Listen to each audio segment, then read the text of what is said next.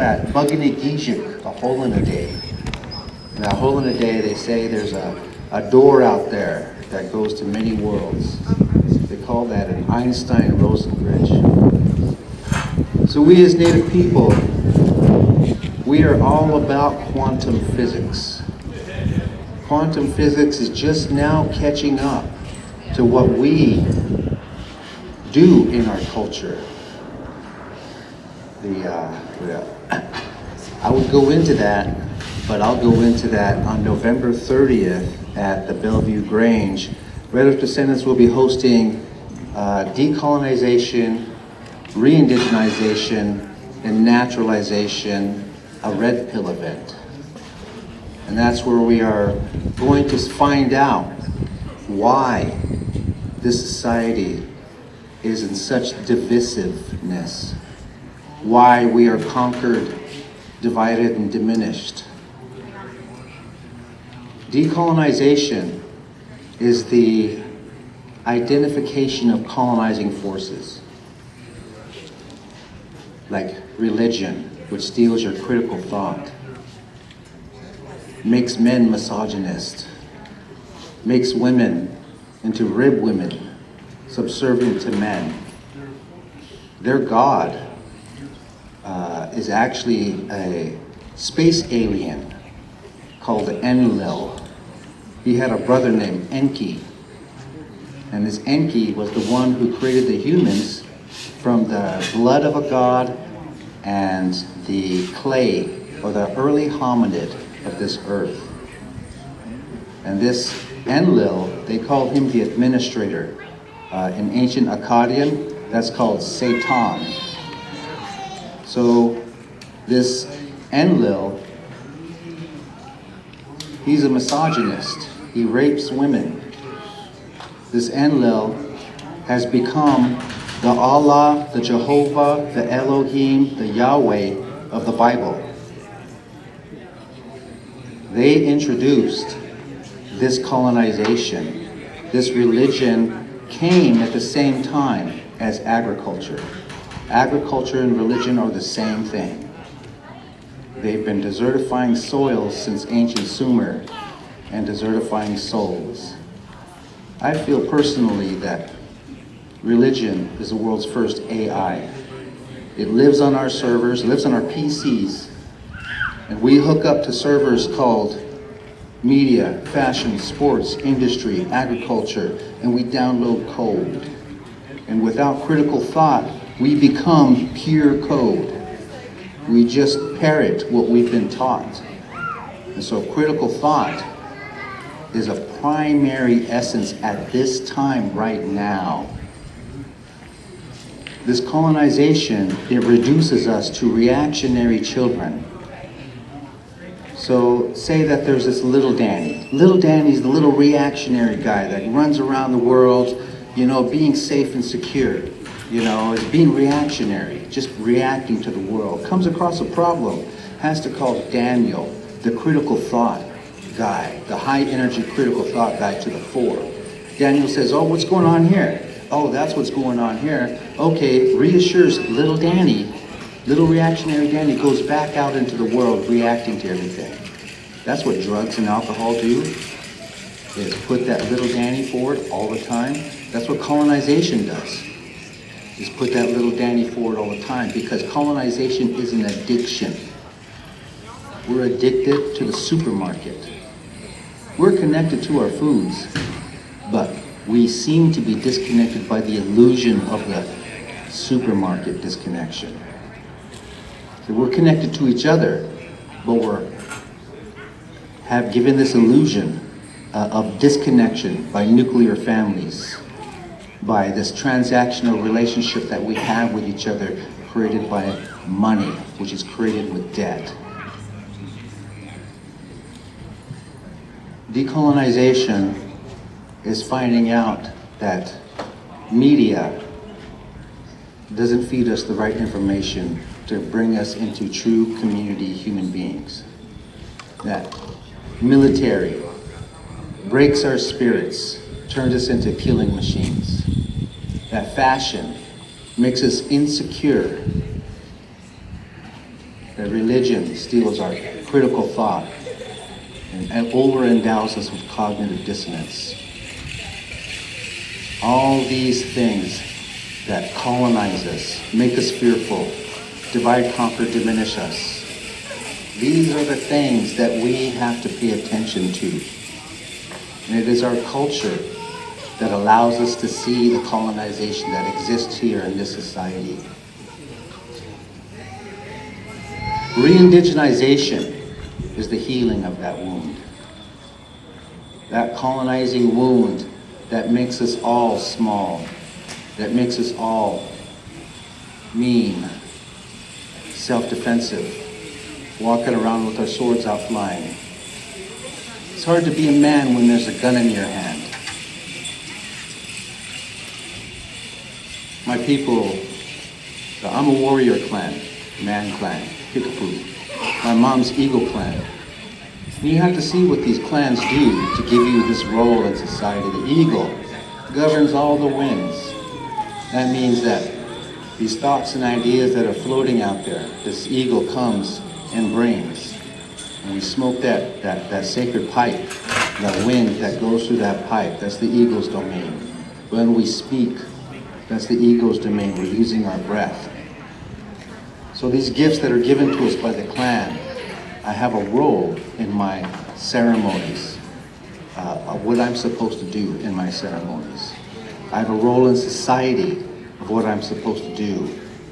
If I'm Bear Clan, I'm a protector of the people. If I'm a Fish Clan, because the fish are always looking up at the stars, there are philosophers, because they read the movements of the stars.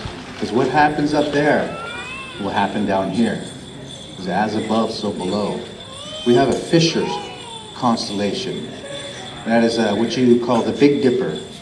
And our villages are in that shape on the land. Kiwei Nanong, our going home star.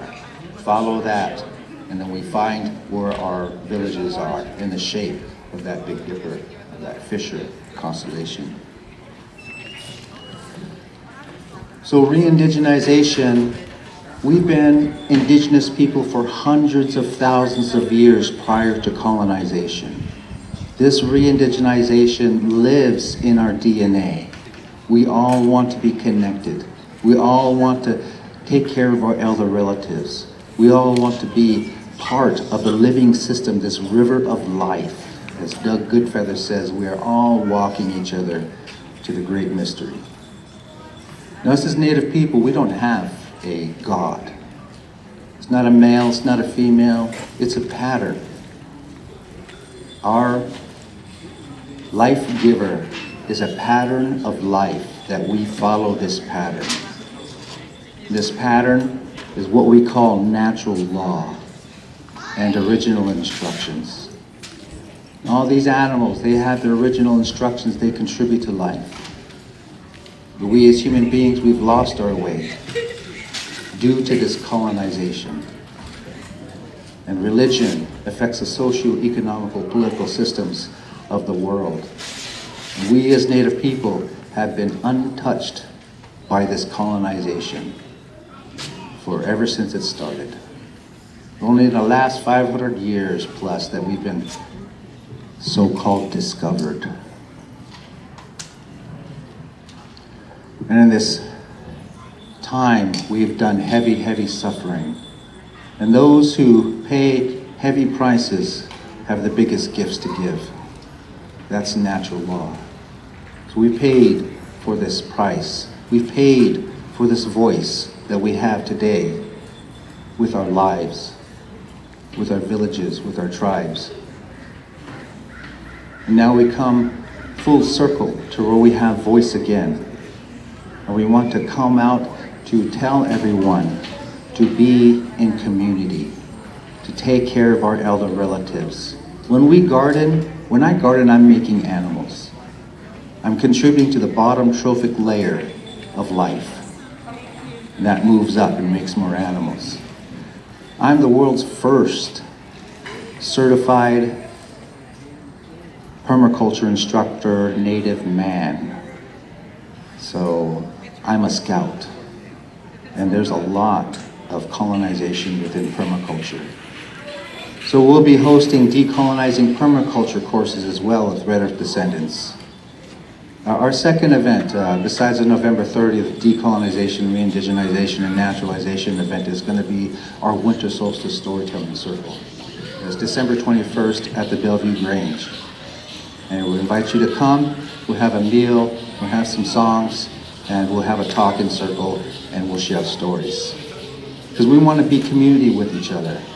That's reindigenization. For those people who are wondering how, if I'm not native, do I re-indigenize? We have answers for that. Learn the plants, learn the animals, learn the migration patterns, learn what our elder relatives do in the summer and what they do in the winter, where they put their homes, how they contribute to life. Learn our flowers, learn to plant native plants, take care of the trees, do cultural burns, educate ourselves into fixing what was messed up. So we have a heavy road in front of us. We're in a crossroads of prophecy. And in this crossroads of prophecy, one of them says they will be eating their children. And that means we are consuming their resources. Another one says you will see when it's time as to how they treat their children. And of course, as Native people, it was like, well, who would treat their children bad? And now we know it's different out there. And great winds have come. Blue Star Kachina has fallen. All these were warnings. Warnings that we could have avoided. But we still drive our cars in this captured economy. We're all captured by this economy, enslaved by the religion. Just like these animals, these agricultural animals, they're all enslaved. All these Douglas fir, spruce, pine, larch, they're all enslaved. We as Native people don't enslave our animals. If you find animals in our homes, they're dead. They're eaten. And again, these animals, they're more important than us because they contribute to life. They give us life. They taught us everything. They've made agreements with us at the beginning to feed us, to clothe us, to teach us. They've made these agreements and they've taught us all that we know. And we appreciate them for the power that they carry, these elder relative nations. This elk nation, these oak nations. And so when we re-indigenize and we learn how to take care of our elder relatives, all these trees that are listening to us, then we're able to become, in a sense, what's called naturalized. So we become a benefit to the region that we're living in. We are life givers as Native people. We think with our heart. There's 40,000 to 90,000 brain cells in our heart. There's a neural web in our heart. This thing up here messes everything up. This thing right here, we got to clamp down on this brain. You know? Oh, by the way, did you know that the brain named itself?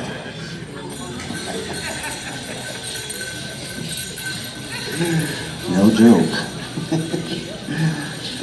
So when we, and the model can be seen in sometimes you'll get an invasive species coming in, not humans, but I'm talking about plants. And this plant may feed some pollinators, but it's not specifically designed for their guts, for their health, their nutrition. But after a while, when that invasive plant gets to know our pollinators will change the nature of that plant and make these plants more, the plants will reshape their constituency to be beneficial toward the pollinators. And so if you translate that onto human beings, the invasive species, the Eurasians that come over here, what's the biggest way to change them? Through stories. Because the stories are our pollinators. Our prayers are our ceremonies. They're the pollinators that will change this invasive species to become beneficial creatures on this turtle island, what they call the New World. So we want to become community with each other. We want to belong to each other. We want that help. We want that circle to be mended, not just between us, but between us and all our elder relatives out there. And again, the diminishment of the animals. We're going to see a slow diminishment of all this greenery out here. There's no seed planters. There's no nutrient cyclers.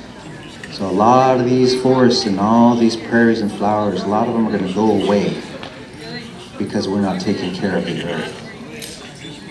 Water in the soil. For every calorie evaporated off the Earth's surface, that's 590 heat calorie that goes with it. So drawing down carbon from the atmosphere is a corporate straw man. It's a corporate money-making straw man. The oceans have been acting as a carbon bank ever since the Industrial Revolution. And now that we draw the carbon out, the oceans will re-equilibrate that carbon back into the atmosphere. So it's going to take us 1,000 years to draw down enough carbon to make an actual difference in our atmosphere. So that is not going to work. The only thing that's going to work is water in the soil. Water in the soil increases surface growth, plant growth increases leaves. And underneath the leaves, there's little mouths called stomata. And these little mouths open up and they release heat, they release oxygen, and hygroscopic bacteria. This hygroscopic bacteria is the prime substrate for cloud condensation, creating clouds, creating cloud albedo, shading the ground, and increasing reflectivity. And then we're making more life on the ground. We're making more animals on the ground. We're increasing nutrient cycling on the ground. And so the only answer is water in the soil. There used to be 400 to 600 million beaver here on Turtle Island. Now they're doing that work. Now there's 10 to 20. And all these farms have drain tiles in them, not recharging the aquifers. So I propose that the state of Oregon have a water harvesting earthworks program that makes farmers, ranchers, large landholders put water harvesting earthworks on their properties, and if they can't do that, then pay into a state fund that does that on state properties to start recharging our aquifers, our rivers and streams, and to bring life back. So we need to be the beaver now. We need to plant the rain. We need to go out there and create water harvesting earthworks and that's the colonized way to do it. The decolonized way to do it is to bring back the beaver. And the beaver have a medicine. That medicine is its teeth. It uses that medicine all the time. The beaver doesn't use that medicine, those teeth will grow and that beaver will harm itself. Same with us and our medicines.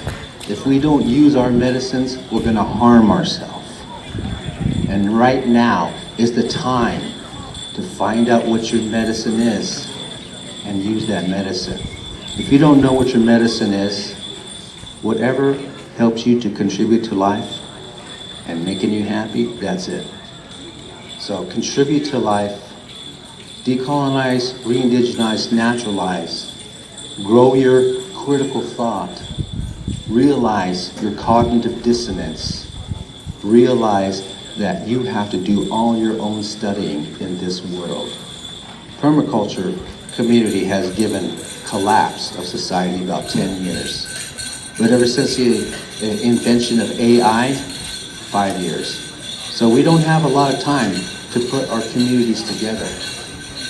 So talking circles, talking circles, talking circles. We need to be community. We need to relate.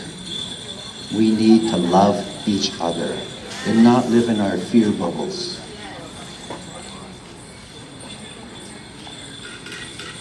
So November 30th, The Grange, we're going to go a deep dive into what I just said about all these colonizing forces, the healing of that wound, and the healing of the earth through naturalization. So I thank you for listening to me, and I really appreciate everyone's presence here at Indigenous Peoples Day. We finally get a day, now 2 days. And everyone have a beautiful remainder of this Indigenous Peoples Day. Miigwech.